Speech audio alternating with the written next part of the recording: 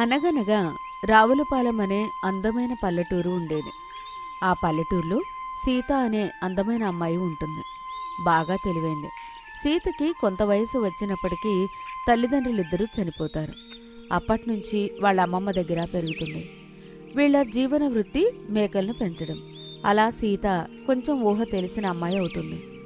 ఊర్లో పిల్లలందరూ బడికి వెళ్లడం చూసి సీత వాళ్ళ అమ్మమ్మ రాములమ్మతో, అమ్మమ్మ, అందరూ బడికి వెళ్తున్నారు, నేను కూడా వెళ్తాను. బాగా చదువుకుని మంచి ఉద్యోగాన్ని సంపాదించి నిన్ను బాగా చూసుకుంటాను.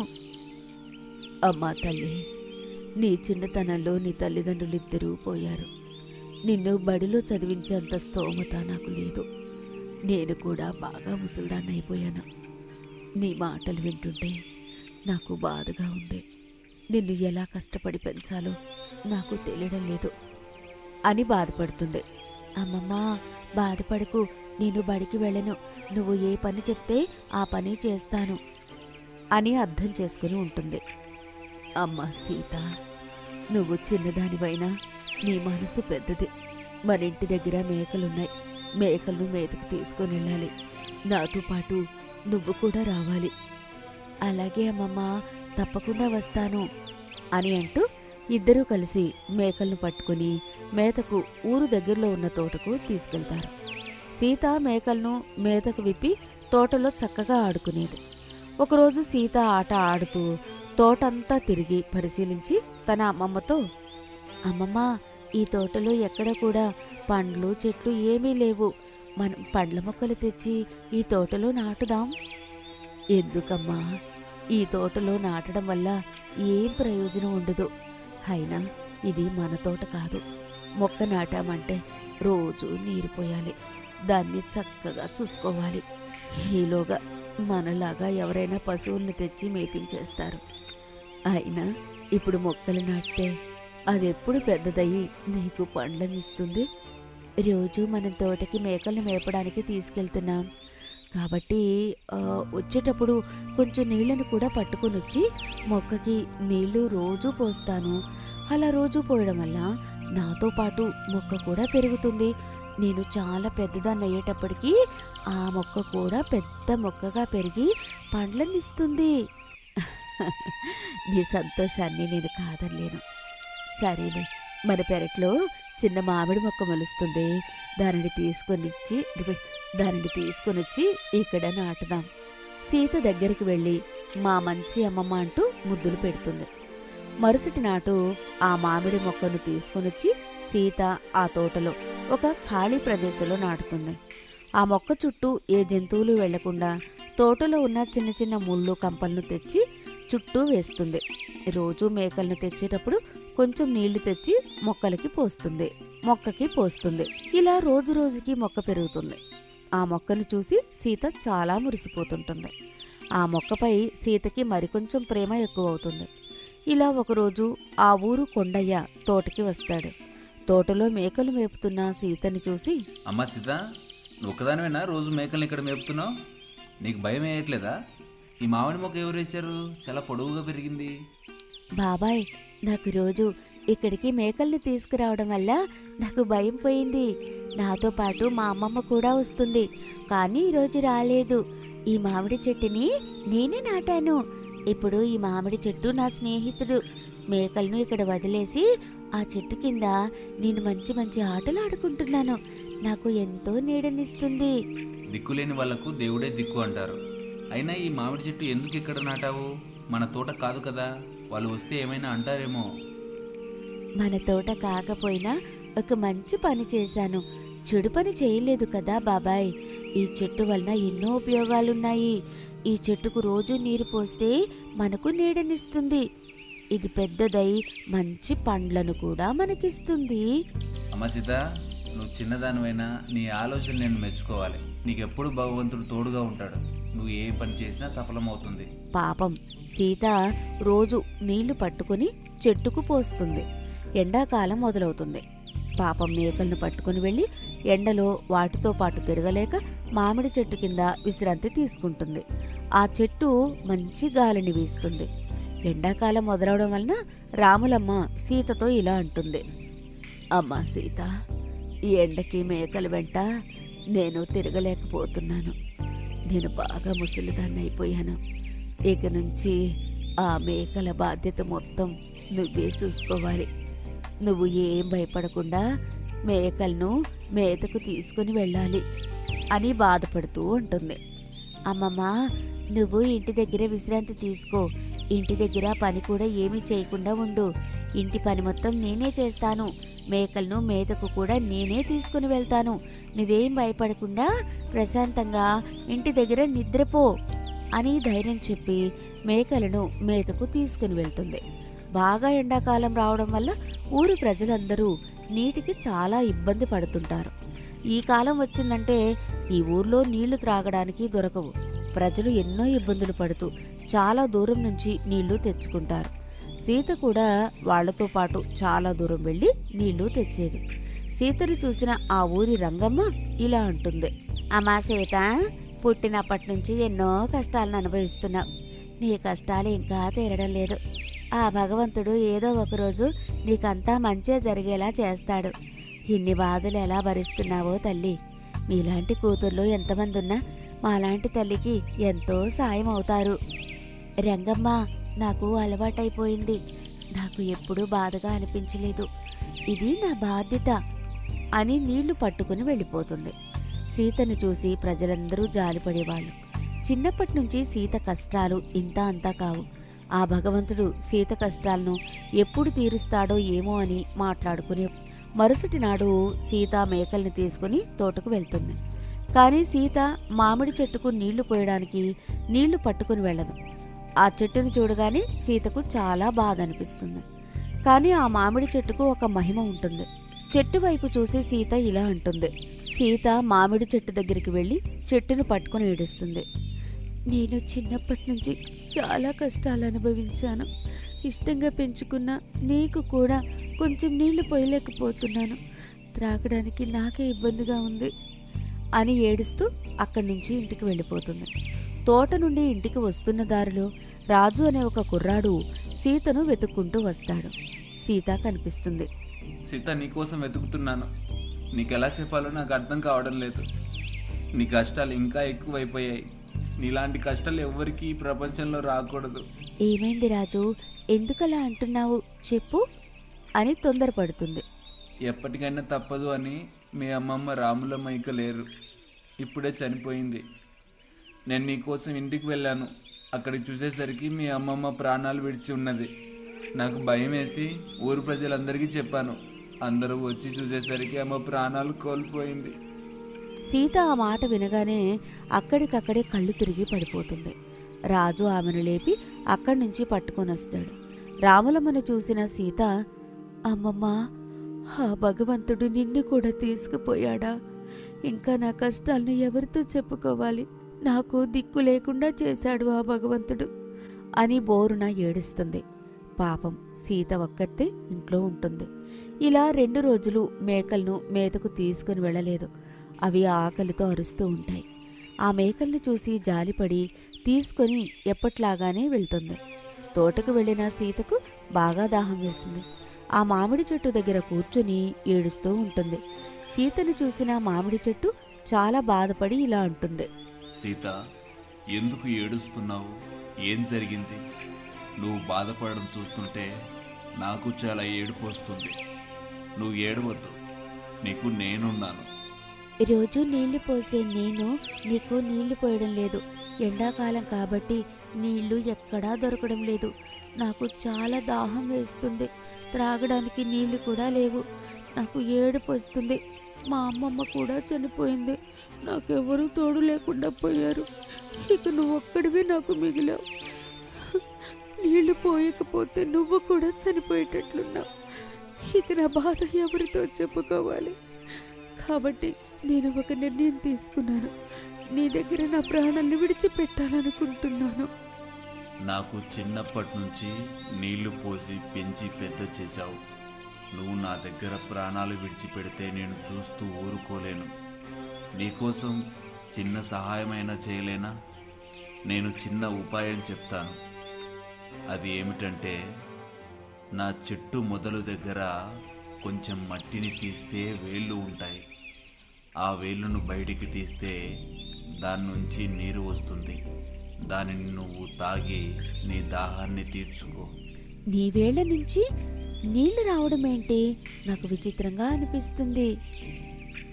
సీత, నాకు ఉన్న మహిమ అలాంటిది కాబట్టి నేను చెప్పినది చెయ్యి. కానీ ఒక షరత్.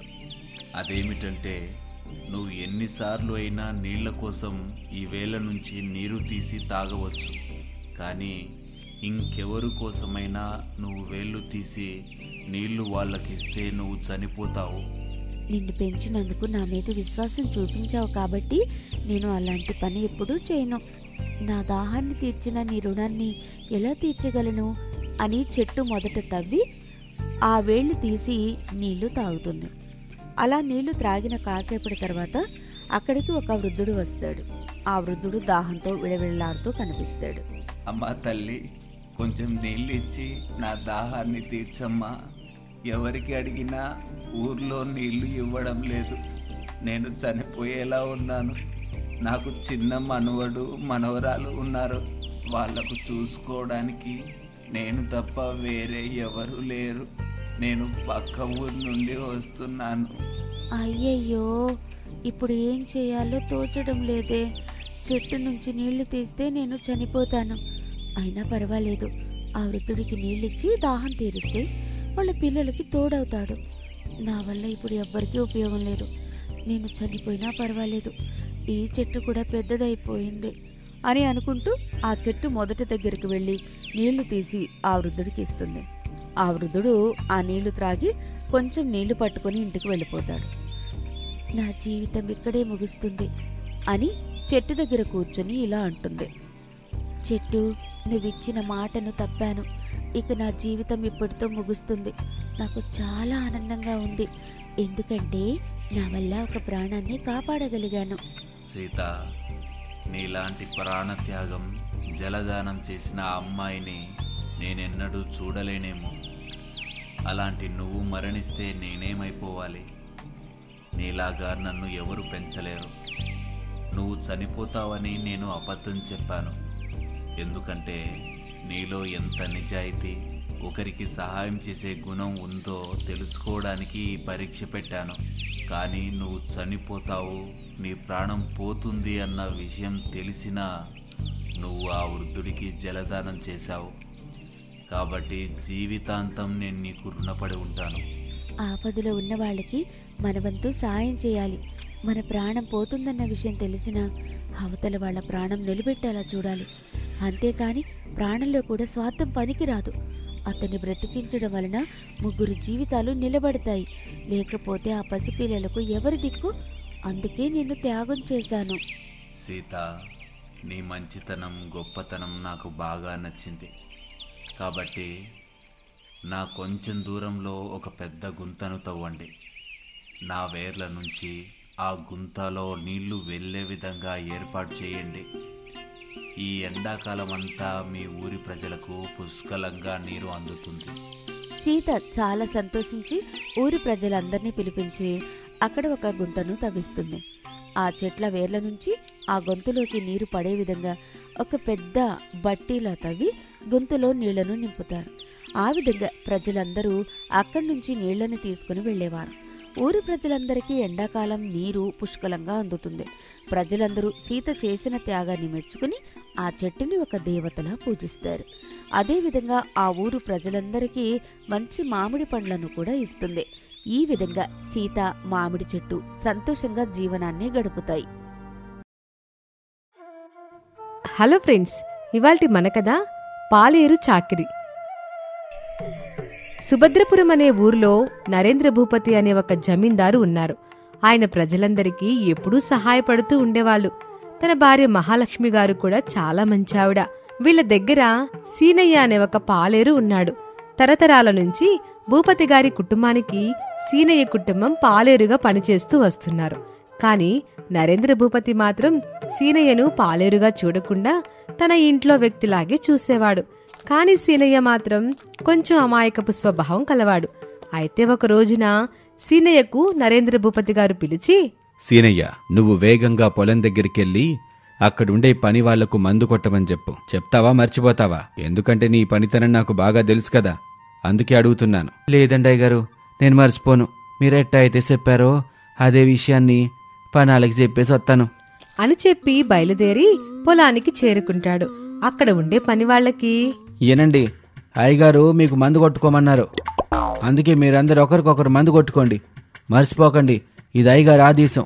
కాదంటే ఇప్పుడే చెప్పండి, నేను వెళ్ళి అయ్యగారికి చెప్పేస్తాను.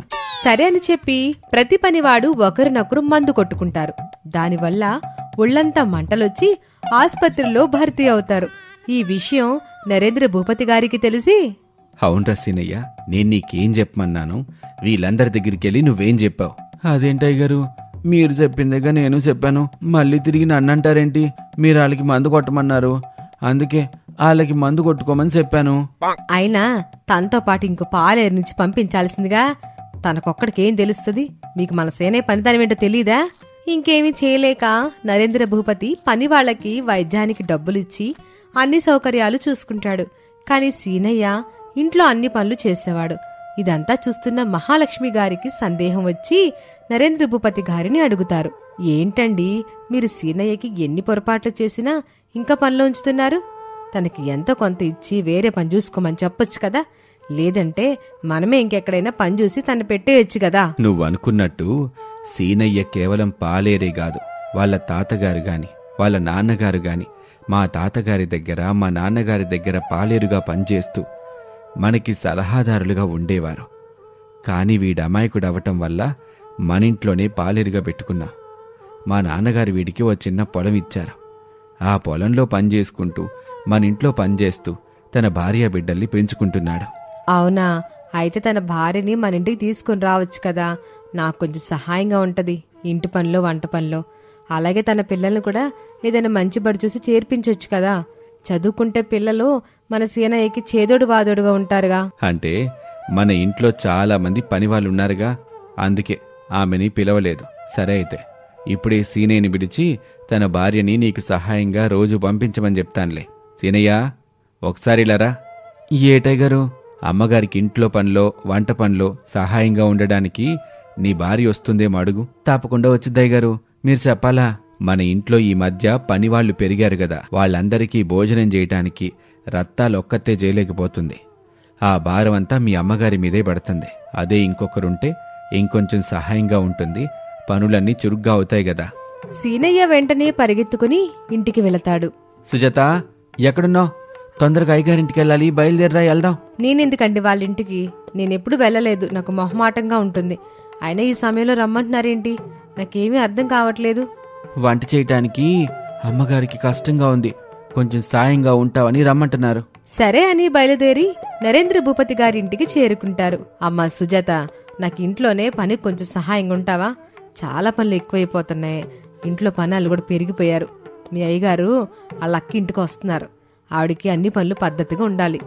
సరేనండి, చేస్తానమ్మగారు. సుజాత మహాలక్ష్మికి అన్ని పనుల్లో సహాయం చేస్తూ ఉండేది. ఇంతలో అక్కడికి నరేంద్ర భూపతి గారి అక్క నిర్మలాదేవి గారొచ్చారు. వారి పేరులోనే నిర్మలత్వం ఉంది, కాని తను ఎప్పుడూ కోపంగా అందర్నీ తిడుతూ ఉండేది. అందరూ పలకరిస్తూ ఉండగా ఇంతలో సీనయ్య ఆవిడ గదిలోకి టీ పట్టుకుని వెళ్తాడు. అమ్మా, టీ తీసుకోండమ్మా. ఏంటి తమ్ముడు, వీడింకా పనిలో ఉంచావా? వీడంత తెలివి తక్కువాడు. ఆయన పని చేయించుకుంటున్నావా? ఒక పని చెప్తే వేరే పని చేస్తాడు. అయినా ఇలాంటి తెలివి తక్కువ వాడిని పనిలో పెట్టుకుంటే నీకెలా పనులవుతాయి? డబ్బు నష్టపోవడం, పని నష్టపోవడం తప్ప ఇంకేం ఉండదు. అక్క, ఎలా పనిలో నుంచి తీసేయమంటావు? మన తాతల దగ్గర నుంచి వీళ్ళు మన ఇంట్లో పనిచేస్తున్నారు. ఇప్పుడు హఠాత్తుగా వెళ్ళిపోమంటే సరైన పద్ధతి కాదు కదక్క. నాన్నగారి పరువు పోతుంది. సరే సర్లే, నువ్వు తలకెక్కించుకుంటే నేనేం చేయగలను? ఆ రోజు నిర్మలాదేవి గారు విశ్రాంతి తీసుకుని మరుసటి రోజున సీనయ్యని పిలుస్తారు. బట్టలున్నాయి, వాటిని ఉతికించి ఇస్త్రీ చేయించి పట్టుకునిరా. తొందరగా రావాలి, ఆలస్యం అయితే బాగోదు. అలాగే నాకు పొద్దున్నే ఏవి పడితే అవి తినమంటాలు, టీలు, ఆ కాఫీలు తాగను. రాగి జావా చేయించుకొని పట్టుకొనిరా. అర్థమైందా? ఇంకోసారి చెప్పాలా? కాని నిర్మలాదేవి గారిచ్చిన ఒక చీరలో చిన్న చిరుగుంటుంది. ఆ విషయం ఆమెకు కూడా తెలుసు. సరేనండి అమ్మగారు, ఇప్పుడే పట్టుకొస్తాను. సీనయ్య వేగంగా వంటగదిలోకి వెళ్తాడు. సుజాత, తొందరగా రాగిజావ చెయ్యు. నిర్మలాదేవి గారు తాగుతానన్నారు. బాగా చెయ్యాలి, రుచిగా ఉండాలి. అర్థమవుతుందా? ఆవిడ దగ్గర అయ్యగారికి మాట రాకుండా చూసుకో. నేను బాగా వండి పెడతాను, అయ్యగారికి మాట రానివ్వను. సరేనా? మిగతా పనులు చూడండి, వెళ్ళండి. ఈలోపు నేను రాగిజావ చేసి ఉంచుతాను, మీరొచ్చి పట్టుకుని వెళ్దురుగాని. సీనయ్య వెళ్లి రత్తాలికి చేరిచ్చేసి బాగా శుభ్రం చేయమని చెప్తాడు. ఈలోపు సుజాత దగ్గరకు వెళ్లి రాగిజావ తీసుకుని నిర్మలాదేవి గారి దగ్గరకు వెళ్తాడు. అమ్మగారు, రాగిజావ తీసుకోండమ్మా. నిర్మలాదేవి గారు రాగిజావ తీసుకొని కొంచెం తాగి, ఛీ, ఇదెవరు చేశారు? ఎంత దరిద్రంగా ఉంది. నీకే పని చెప్పినా చేత కాదు, ప్రతిదీ నాశనం చేయడమే నీకు తెలుసు అని గిన్నెతో ఆ రాగిజావని నేలకేసి కొడుతుంది. ఆ చప్పుడుకి ఇంట్లో వాళ్ళందరూ అక్కడికి చేరుకుంటారు. ఏంటి మహాలక్ష్మి, మీ ఇంట్లో నేను రాగిజావ కూడా నోచుకోలేదా? ఎవరిని పిలిచినా ఈ తెలివి తక్కువవాడే వస్తున్నాడు. నేను మీకంత బరువైపోయినా ఇది మీరు తినాల్సింది. ఎంత దరిద్రంగా చేశారో తెలుసు వద్దును. కొత్త అంటావిడ, మీరెలా తింటారో తెలియదు కదా, నేను దగ్గరుండి చేయించి తీసుకొస్తాను అని ఆవిడికి నచ్చ చెప్పి మహాలక్ష్మి గారు వంటగదిలోకి వెళ్లి సుజాతకి అన్నీ విడమర్చి చెప్తారు. ఇంతలో అక్కడికి సీనయ్య వచ్చి, ఏంటి సుజాత, అమ్మగారి చేత అంత తిట్లుగా ఇచ్చావు? నీకు రాదని చెప్తే రత్తాలకే చెప్పావు అనిగా. తనకి రాదని కాదు సీనయ్య, కావాలంటే మీ అయ్యగారికి ఇప్పుడే రాగిజావ పంపించా, వెళ్ళి చూడు ఎంత ఇష్టంగా తాగుతున్నారో. కాని ఈవిడ తాగే రాగిజావ వేరేగా ఉంటుంది. సీనయ్య అక్కడి నుంచి వెళ్లి శుభ్రం చేయించిన చీరలు తీసుకుని ఇస్త్రీ చేయించడానికి వెళ్తాడు. ఇస్త్రీ చేయించుకుని తీసుకుని వచ్చి నిర్మలాదేవి గారికిస్తాడు. ఆ చీరలు తీసి చూసి ఒక్క కెక్క పెడుతుంది. ఇంతలో అక్కడికి నరేంద్ర భూపతి గారు మరియు మహాలక్ష్మి గారు వస్తారు. అక్క, ఏం జరిగింది? ఎందుకంత గట్టిగా అరిచావు? చూడు, నా చీర ఉతికించి ఇస్త్రీ చేయించి పట్టుకురమ్మని ఈ మూరికిడికి చెప్తే వీడేమో నా చీరని చించి తీసుకొచ్చాడు. అయినా నీకెన్నిసార్లు ఇలాంటి మూరుకుండి పనిలో పెట్టుకోద్దంటే నువ్వు నా మాటినవు? అలా ఏం లేదక్క, నేనిప్పుడే సీనయ్యని మందలిస్తాను. ఏంట్రా సీనయ్య, అక్క బట్టలు జాగ్రత్తగా బట్టుకెళ్ళి పట్టుకుదేవడం తెలీదా? బట్టలు పాడైపోయాయి గదా. ఈసారి నుంచి అక్క ఏ పని చెప్పినా జాగ్రత్తగా చెయ్యి. నీకు నచ్చినట్టు, నీకు తోచినట్టు చేయకు. అబ్బా, ఎంత బాగా మందలిస్తున్నావురా. పనాడంటే సానుభూతి ఉండొచ్చు కాని నెత్తి నెక్కించుకోకూడదు. నాకవన్నీ తెలీదు. నేను వీడికి శిక్ష విధిద్దామని అనుకుంటున్నాను. ఇంత చిన్నదానికే శిక్ష ఏంటొదిని గారు? నేనొచ్చిన ప్రతిసారి వీడిలాగే పొరపాట్లు చేస్తున్నాడు. మీరేమో వాడిని వెనకేసుకుని వస్తున్నారు. వాడు ప్రతిసారి శిక్ష నుంచి తప్పించుకుంటున్నాడు. అందుకే పొరపాట్లు చేయడం వాడికి బాగా అలవాటైపోయింది. ఒకసారి శిక్ష అనుభవిస్తే మరుసటి రోజు నుండి వాడు అలా చేయడు. సరే అక్క, నీ ఇష్టం. ఏదో చిన్నపాటి శిక్ష ఉంటుందని అనుకుని నరేంద్ర భూపతి గారు ఒప్పుకుంటారు. సేనయ్య, నువ్వు ఈరోజు సాయంత్రం కల్లా 100 బిందెలు నీళ్లు బావుల నుండి తోడు పెడతావు. ఏంటక్క అంత శిక్ష వేస్తున్నావు? వాడు అమాయకుడు, ఏమీ తెలీదు. అంత పెద్ద శిక్ష వేస్తే వాడెలా చేయగలడు? కొంచెమైనా ఆలోచించక్క. నేను వినను. నా మాట కాదంటావా చెప్పు, ఇప్పుడే ఇక్కడి నుంచి వెళ్ళిపోతాను. ఎవరు ఈ విషయంపై నోరెత్తకపోవడంతో సీనయ్య వెళ్లి బావిలో నుంచి నీళ్లు తోడడం మొదలు పెడతాడు. అలా కొన్ని బిందెలు నీళ్లు తీశాక పొద్దుట్నుంచి ఏమీ తినకపోవడంతో కళ్ళు తిరిగి సీనయ్య కాలు జారి బావిలో పడిపోతాడు. మరియు సీనయ్యకి ఈత కొట్టడం కూడా రాదు. వెంటనే అక్కడ పనిచేసేవాళ్లు సీనయ్యని చూసి బయటకు తీసుకుని వచ్చి బ్రతికిస్తారు. ఈ విషయం నరేంద్ర భూపతి గారికి తెలిసి బయటకొస్తారు.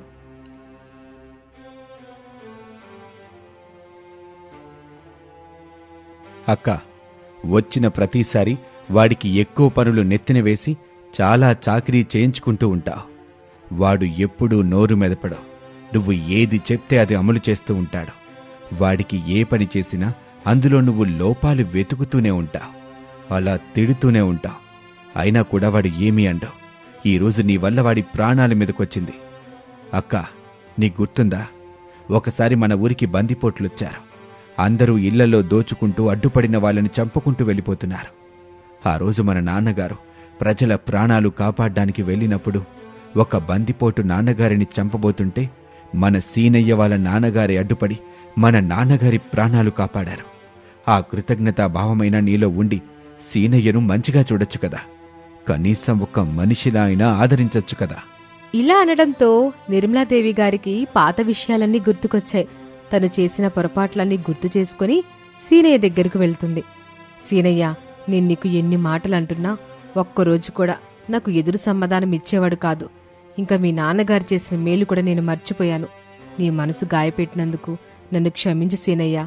ఈ రోజు నుండి ఇలాంటి పొరపాటు మరింకెప్పుడు జరగదు. అమ్మా, మీలాంటి పెద్దాళ్ళు నాలాంటోని క్షమించవనటం ఏటమ్మా? వద్దమ్మా, అట అనబాకండి. మీరిచ్చిన శిక్ష ఇంకా పూర్తిగా లేదు. పూర్తి చేసి వస్తానమ్మగారు. ఇంత జరిగినా ఇంకా శిక్ష గురించి మాట్లాడుతూ ఉండడంతో అక్కడ ఉన్న వాళ్ళందరూ సీనయ్య అమాయకత్వాన్ని చూసి నవ్వుకుంటూ ఉంటారు. ఇది ఇవాల్టి కథ. మరొక ఆసక్తికర కథతో మళ్ళీ కలుద్దాం.